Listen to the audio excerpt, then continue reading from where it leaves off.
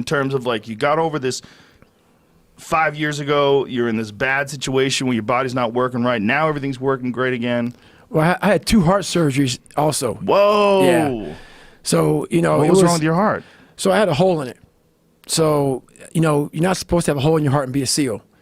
And Were you born with it? I was born with it. It went undetected and me pushing so hard. So in 2009, I was training for this race across America.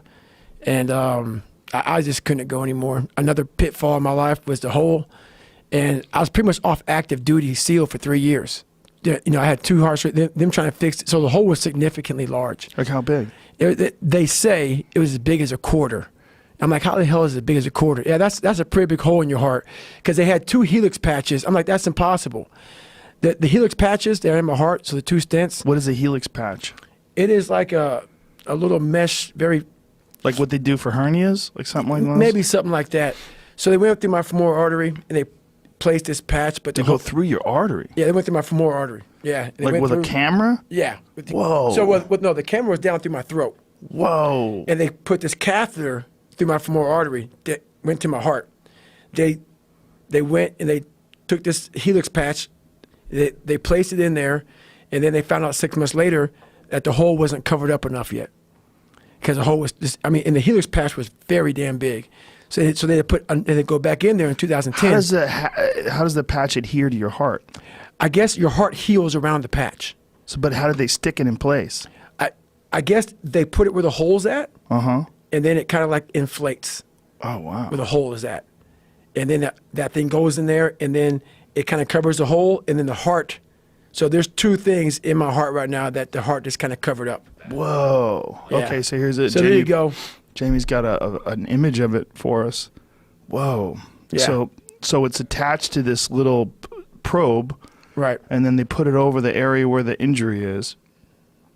Wow, that's insane. Yeah, atrial septum defect is what I had. Atrial septal defect. So basically everything I had done, Thank God for medicine. Oh, shit. It's crazy I'd be done. what they could do. I'd be done. That's so crazy that they could do that. Yeah, so I was out for, I was off active duty for 3 years, so I was in a recruiting area for 3 years trying to get back on active duty, and that was my life for 3 years, man. So they put that patch in. Yep. And now your heart's 100%? It's 100%. It's 100%. Wow. Yeah. That's incredible. Yeah, I was losing, blood, and I was bad off. Which is amazing that you were able to do all that with a hole in your heart. That's what the doctors were saying, because they didn't know I was a SEAL. So when I went in, and the doctor that found the hole, so they gave me EKGs, all this stuff. Once again, man, it's after I ran like 205 miles, Right. Like, man, you're in great shape. I'm like, man, I just don't feel good. Like walking up the stairs is making me jacked up. So the doctor, Doc Shrek, he's like, gave me EKG. He goes, go to the doctor, get an echocardiogram. So I'm in there getting an echocardiogram, just chilling out in there, and the guy's talking to me, has his little wand in my heart. We're bullshitting about stuff, and when people get quiet, that's fucking not good, man. Yeah. So he's in there, just has his wand in my heart, chilling out. Yeah, man, what are you doing? Yeah, what's going on? And I'm like, and he says, I'll be right back. He goes and gets a doctor. Doctor comes in, puts the thing on my heart. The doctor gets another doctor. Now, I'm just freaking the fuck out. I'm like, okay, because when it comes to your heart, it's a big deal. So they come back in, they say, hey, we can stop the echocardiogram. We need to talk to you out in the hallway. You have a hole in your heart. And the guy didn't know that he knew I was a Navy guy, but I don't think he knew I was a SEAL, because not many black guys are SEAls.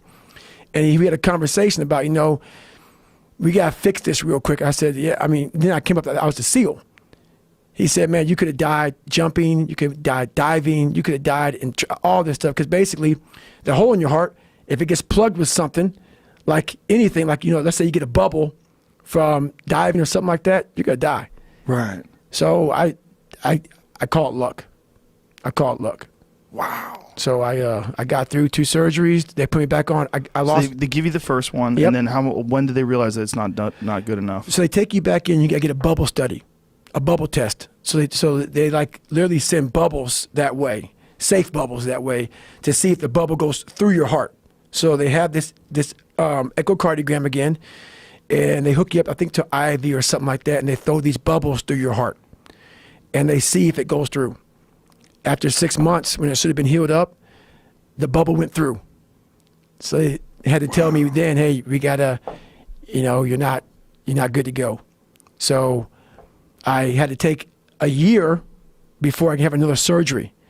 Because Why do you have to take a year? that patch had to be completely healed before they can go but back all this in it. time, you knew you had a hole. Right. So they knew I had a hole because of the heart surgery. Right, but all this time, like when you're waiting for it to Yes. heal, you know you have an extra hole. Yes, I know I have a hole. And Yes. what were you allowed to do with your body then? Well, at that time, they go, do how you feel comfortable. And so, the hole's not going to kill you right now. But you can't dive, you can't jump. I pretty much wasn't a SEAL anymore, so I was a recruiter for a period of time. So basically, I was crazy about that. Is before my second surgery, I was actually training for Delta Force. I wanted to go to Delta, and I was ruck running a lot. And before my second When ruck running, you mean you're running with a pack on? yeah, a pack on my back with some weight on How it. heavy is the pack? 50, 60 pounds. And you run with that on? Well, you're supposed to hike or hump, like ruck humping. Right. I ran with it because Wow. that's what I did.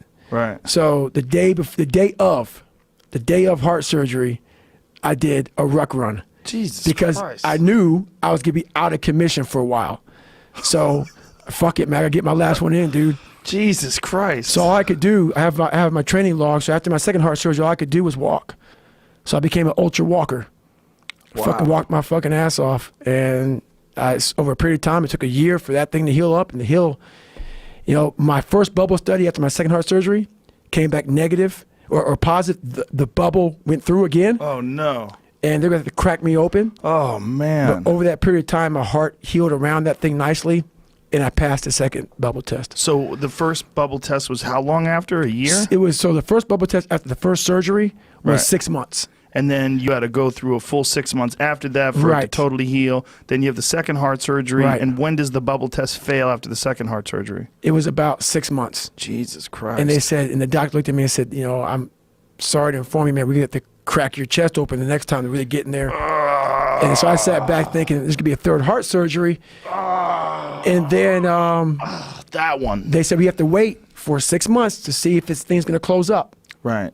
And I came back thinking, man, I'm about to get cracked the fuck open. And that bubble got pinned up, man. Wow. Didn't go through. Maybe you forced it through with your mind. I know, right? Pulls that bitch up. When you're visualizing. That's it, man. That's something to visualize. Holy shit, man. That is crazy. Yep. It's crazy you went on a ruck run with a hole in your heart, too. Well, I did it for several years, so I said, fuck it. I might as well keep on going, man. That's amazing. Now, after all said and done, everything's good now? Yeah, I'm sure something must have popped up in my fucking ass not to do that. Everything's good right now. I'm always waiting for the next thing to pop up, and I handle it the same way. I was attack it. But yeah, as of right now, I'm in the best shape. I'm 43 years old. Just turned 43 February 17th. I am in the best shape of my life. I'm not knocking on wood because life comes at you, dude. So Right. fuck knocking on wood. Come at me. I mean, I would think that you would be a go-to guy for injuries. Yeah. Like if anybody's I had them all, dude. I've had them all. I've had Well, when them you all. broke the world record for chin-ups, didn't you rip your arm apart? Pull-ups, yeah. So if you pull up the picture, man, there's a picture of my hand. You'll see, I don't know. What is it? Pull-ups are So pull-ups are here. hands out, Yeah, hands out. and chin-ups are hands forward. Right, hands forward. So I failed 3 times. I failed twice before I finally got it the third time. And the first time I ripped the shit out of my forearm.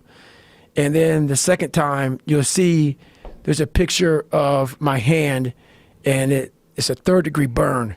So that's my hand. Oh, Jesus, man. What in the fuck is going on? It looks like you got bit by a wolf. So what's funny about that is you see that that doesn't create after one pull-up.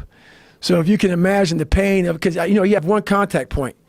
That's it. Like running, you can overcome it because you have these big giant legs, and Right. it's different. When you have these little fragile punk-ass hands touching the bar, Right. imagine 4,030 pull-ups, how many times you're coming on that bar, coming off. Right. And I weighed 207 pounds at the time.